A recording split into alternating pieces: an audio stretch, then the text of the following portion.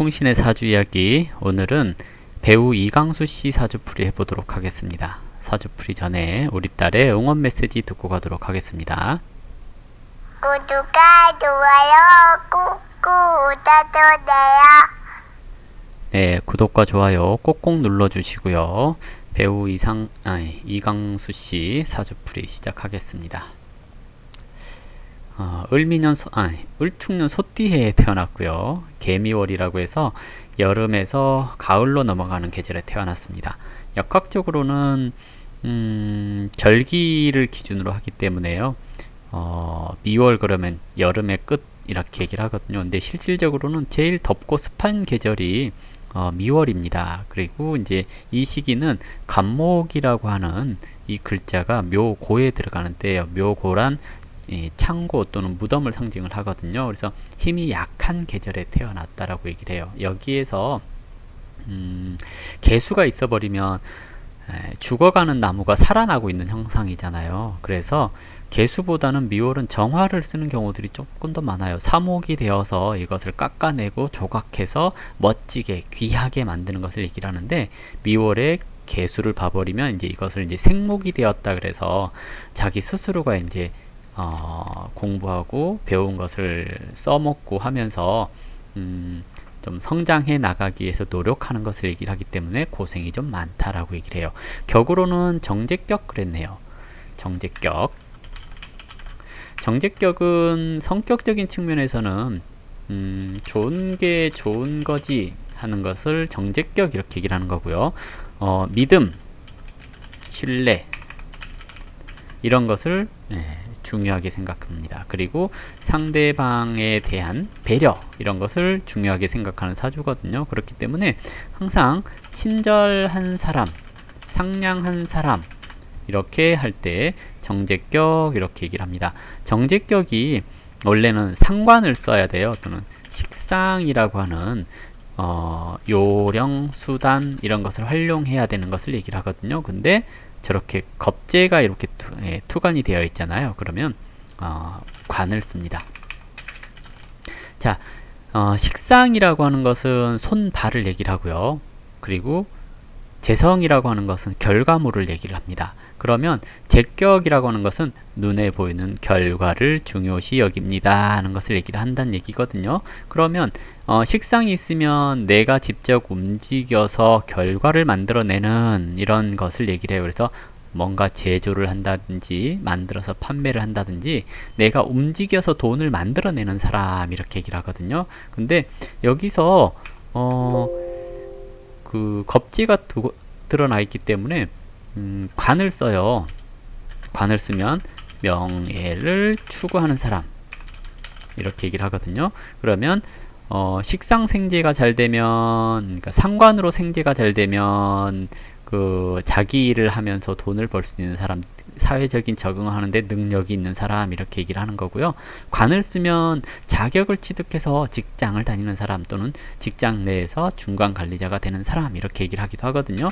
근데 이제 태어난 시간을 몰라요. 근데 광수 씨가 되게 재밌잖아요. 근데 뭔가 어설프고 그런 면이 좀 있어 보이죠. 이러면 무식상일 가능성도 있어요.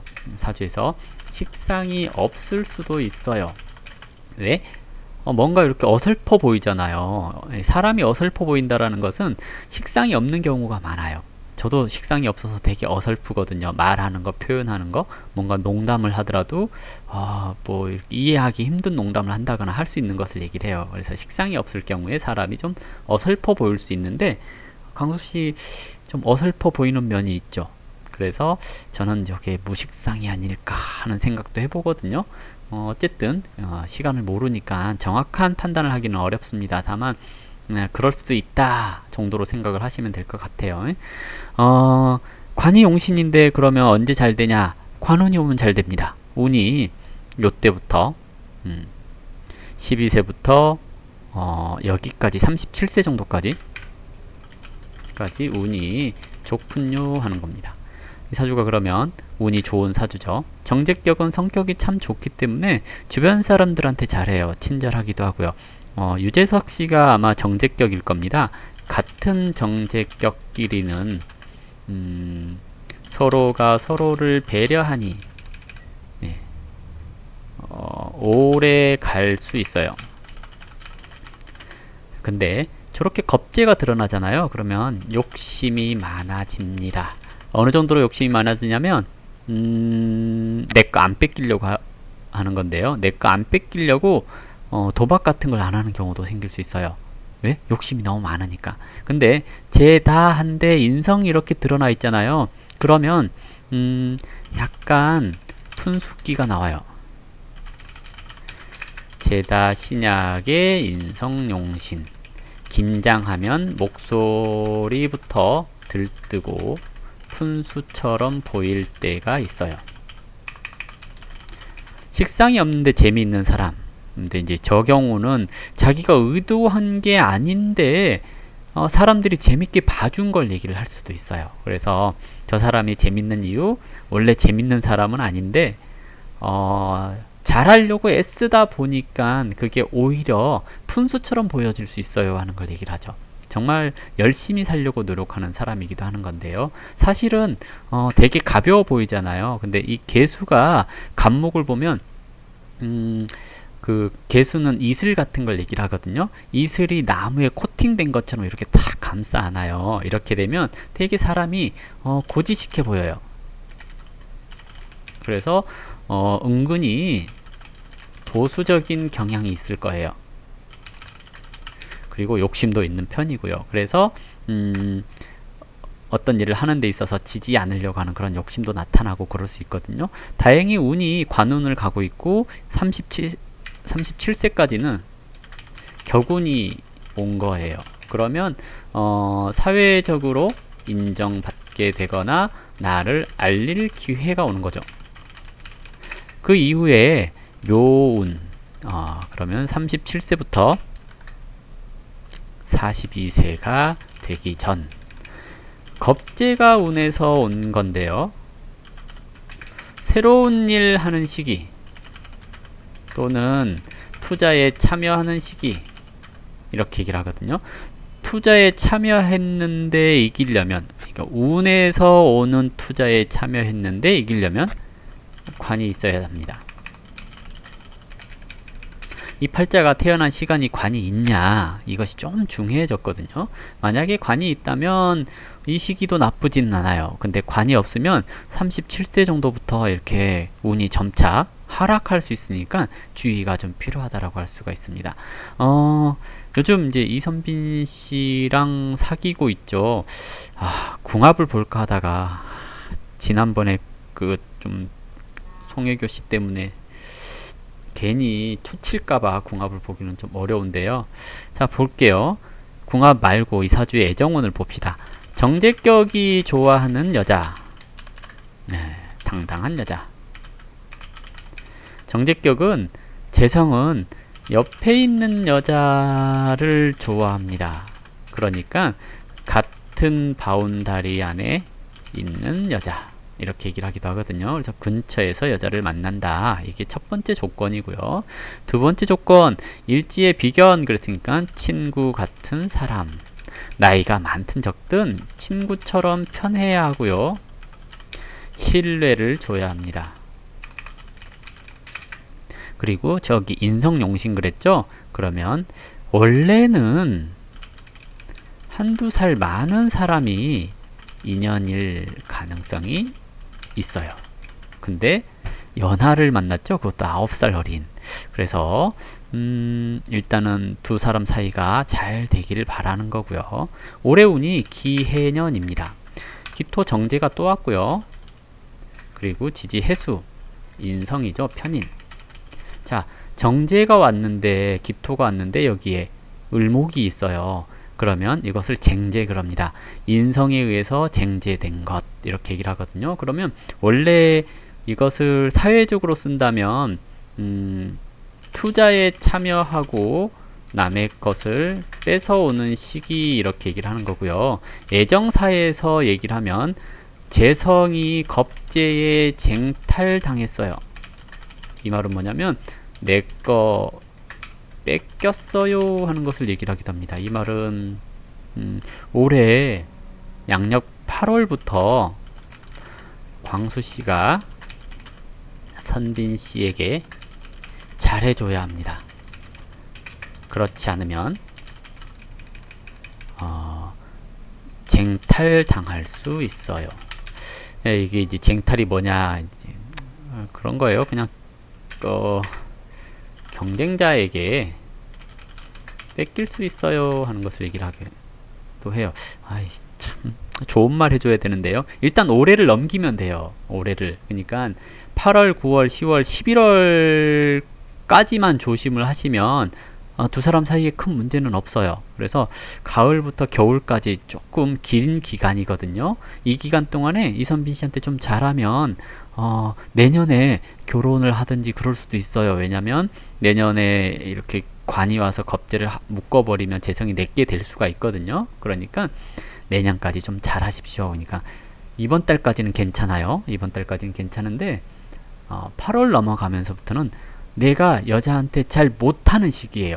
표현을 할 때도 되게 섭섭한 말을 한다거나 의심스러운 행동을 한다거나 그럴 수 있는 시기이거든요. 그래서 올해 좀 주의하십시오 하는 거고요. 지지 해수가 와서 인목에 합을 했거든요. 해인합 그러면 나는 생각해서 잘하려고 했는데 이것이 표현이 잘 안 되는 겁니다. 그래서 애정적인 측면에서 올해 같은 시기가 여름까지는 괜찮은데 가을 겨울 하면서는 주의가 좀 많이 필요한 때입니다. 그래서 그 중에서 제일 심할 때가 언제냐라고 한다면 양력 9월 정도예요. 9월에서 10월 사이. 왜냐면 이 9월은 사유축 하면서 사화가 이렇게 와서 형사를 치거든요. 일지 배우자 궁에. 그러면 사귀는 사람과의 관계에 있어서 뭔가 성급한 면이 나타나는 거고요.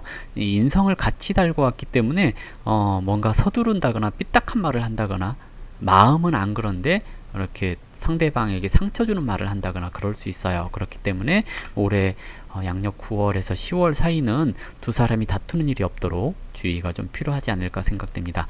그래서 겨울까지 11월까지만 잘 넘기시면 두 사람이 다시 화합하고 좋은 방향으로 갈 수 있어요. 결혼까지도 가능해요. 내년 정도에. 근데 이 시기를 잘 못 넘기잖아요. 그러면 이게 좀 흐트러질 수 있어요. 그래서 결혼이라든지 이런 것이 잘 안 된다거나 그럴 수도 있거든요.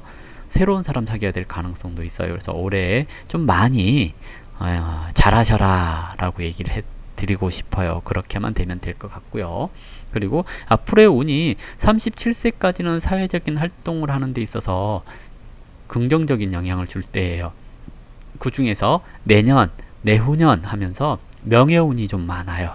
그러면 내년이나 내후년에 상 받을 일들이 많을 거라고 보여지고요.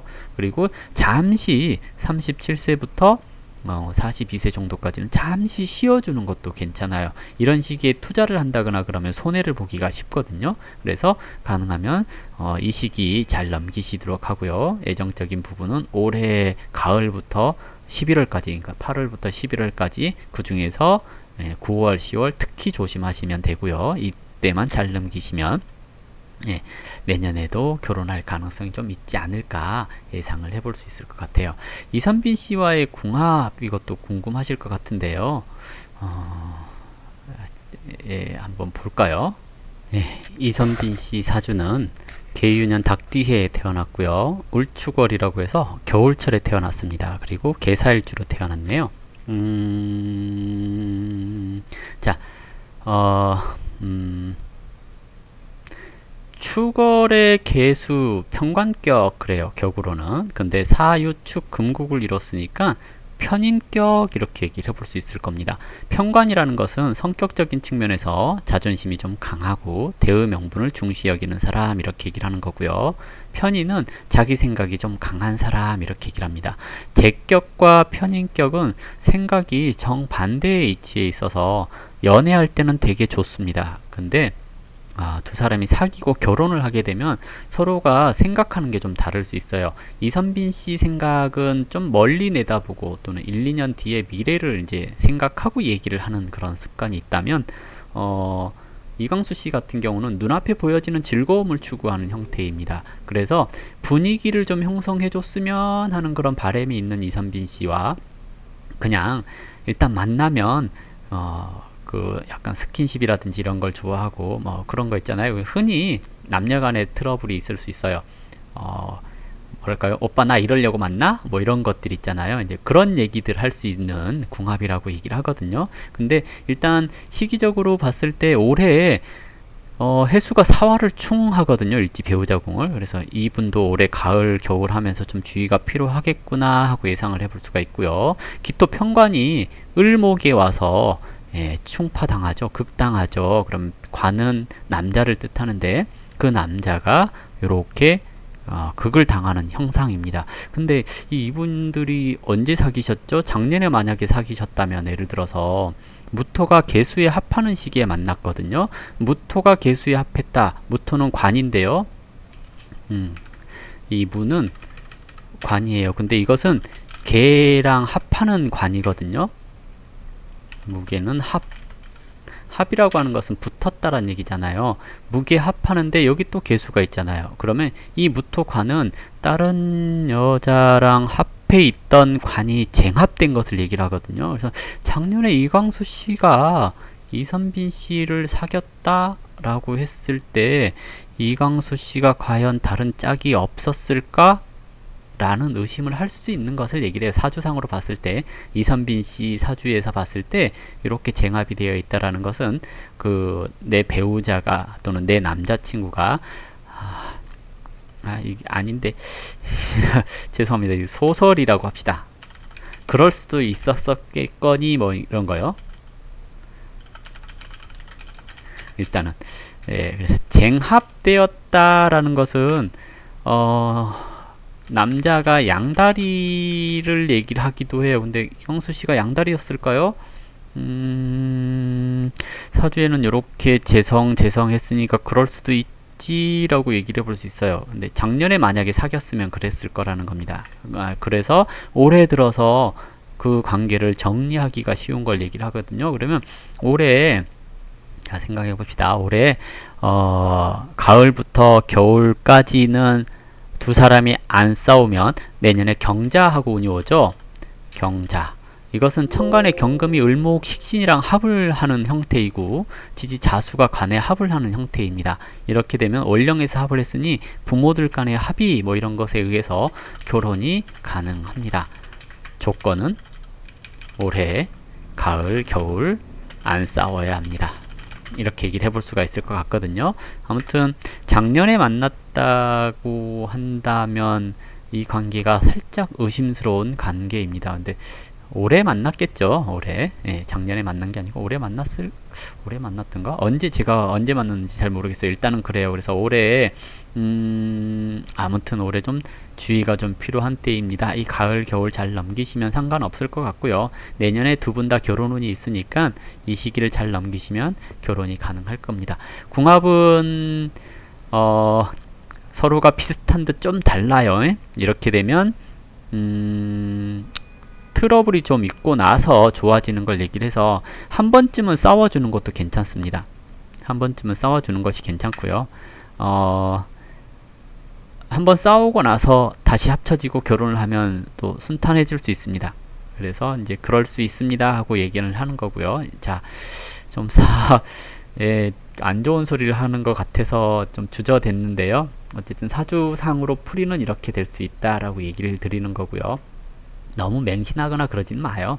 저도 사주 공부를 하는데 환경에 따라 또는 주변 사람들에 따라 인연이 달라지기도 하고 그 사람의 삶의 형태가 달라지기도 합니다. 그렇기 때문에 사주를 맹신하기보다는 스스로가 어떻게 살 것인가 하는 그런 마인드, 그리고 내 주변을 어떤 사람으로 채울 것인가, 이런 것들에 따라서 운명이 변하는 거니까요.